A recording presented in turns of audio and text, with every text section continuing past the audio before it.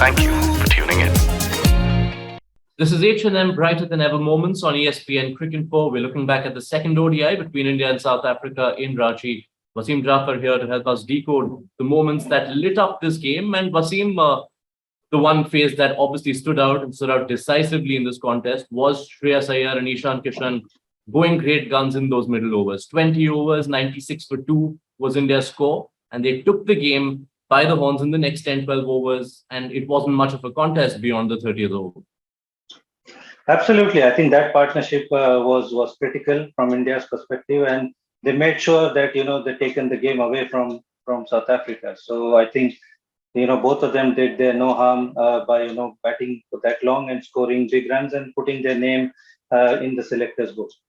When we look at the South African side, another person putting his name firmly in the selectors' books, Reza Hendricks, doesn't get to play a lot of cricket, has been scoring truckloads of runs, was among the runs in the T20Is during their tour of the UK.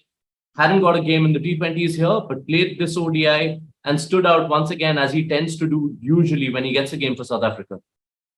Well, I'm happy that he got to play finally because, we kept talking about that, he should have played in the T20 series after scoring consistently against England. Fortunately for him, he got a game, and again, he showed what a good player he is.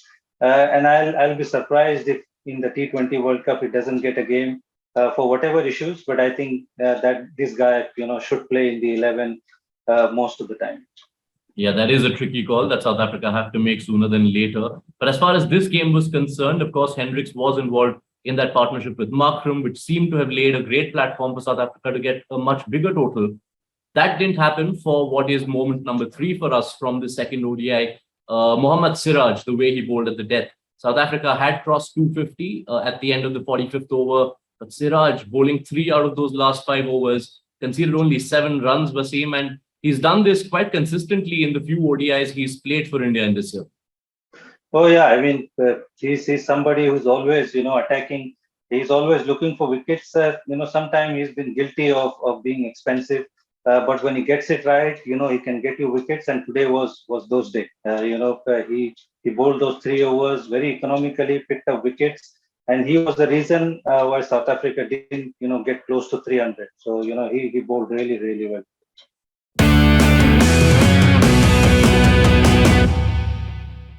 Thank you